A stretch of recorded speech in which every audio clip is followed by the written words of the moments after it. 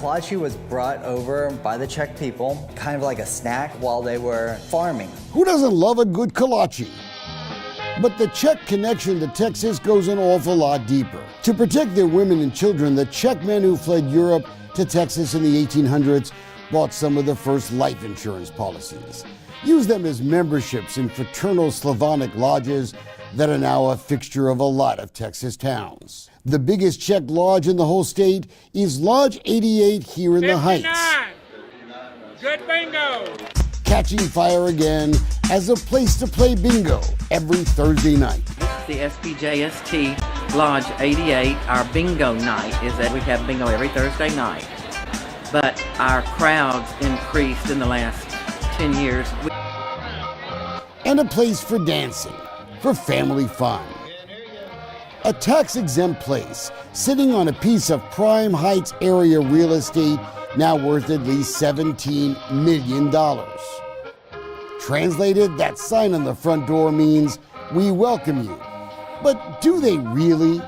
There's a war underway inside this historic Houston landmark, a fight that would have the Czech founders rolling over in their graves. They would be flipping over dead. Betty Beyer has been a member of Lodge 88 for 37 years, one of 4,500 members from all over the place who've created tons of memories here. She thinks the sudden invasion of new members is nothing less than a charity coup. They don't give a what-idea about us or the Czech heritage or the lodge or anything. It's about the money. Ouch. I think it's a takeover. This is a scam to get our property. Look at what's happened around Lodge 88 just in the last few years. Wealthier folks moving into the townhomes popping up everywhere. Virtually no one has a backyard, thus nowhere to swim. And that's what triggered this neighborhood brawl. In early 2017, a Facebook announcement, the Heights Swim Club had formed, looking for land to put a fancy private pool in. No city pool for these folks. They knew it would cost millions. Then someone saw this place, no taxes here, and suddenly the Heights Swim Club members all wanted to buy insurance policies just to be members of Lodge 88. I think it is ridiculous, and they're thieves. Well, some of us are too old, and they think we're stupid, I think. But far from it. 92-year-old Mildred Holloman isn't buying it either, and she's not afraid to speak her mind about the rich folk and their exclusive pool plans. Yeah, it almost sounds like they're trying to create a private country club in the middle of... That's right. Right? That's what it is. That's because that planned swimming pool may actually be off limits to 90% of the members of the lodge, even though it's a pool that's going to be built on their land. It's unethical, it's immoral, it's a violation of the community's rights, it's a violation of the members' legal rights. Even before the lodge faithful was told about the possible pool project, the reserved spots for families had already been taken. Folks willing to pay $6,000 a family for a shot at an exclusive deep end. I'm furious because it's a violation of the rights of the people who are members of that lodge. It's a violation of the rights of the whole community. Sorry, all the rest of you blue-collar types, you old folks. Well, your grandkids, they're just out of luck. You can say the pool only comes if everybody gets to swim in it equally. You can say that. We could say that, but the pool may not get built under those circumstances. Brian Vanacek is president of all the Texas Czech lodges, and from their tax returns, you can tell this lodge business is big business.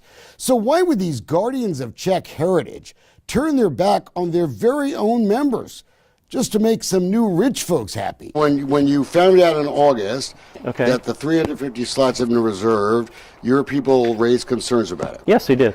Our youth are not even going to be able to use that pool. What are they going to think? Vanacek won't commit to fight for equal access to the planned pool. After all, the new rich folks probably don't want to share. But he did suggest all the members left out in the heat might get a couple of chances to swim. They might have more accessibility to the pool. They get to swim in it more often? Possibly. How generous. They may play bingo on Thursday nights, but this Sunday in the Heights at high noon, all the members of Lodge 88 will meet for a dance of a very different kind. I was there long enough to know how many people sweated blood, work, and tears, and money for that lodge, and it's going to be taken away. 59. Good bingo. Maybe some name calling instead of numbers. This neighborhood is changing, and the lodge is starting to reflect the demographics of the neighborhood. We can all see the Heights is changing, but Lodge 88 has a pretty nasty swimming pool history they ought to consider. Back in the 80s, they had a swimming pool, but there was this scandal because somebody didn't like the little black kid swimming in it. It's no longer a black and white problem, but this smells like discrimination of a different kind. It also is a death sentence for the lodge because we cannot recruit new members if we cannot offer the pool and all the facilities to them. Can't you see the new tours now? Here's our fancy pool. You can join the lodge, but you can't go in there. It's for the special people. Stay tuned. This neighborhood fight could get real ugly. Smells like the makings of a legal fight. The solution seems simple. Why not build a pool that everyone can swim in? You know, a Heights version of the great civil rights movement.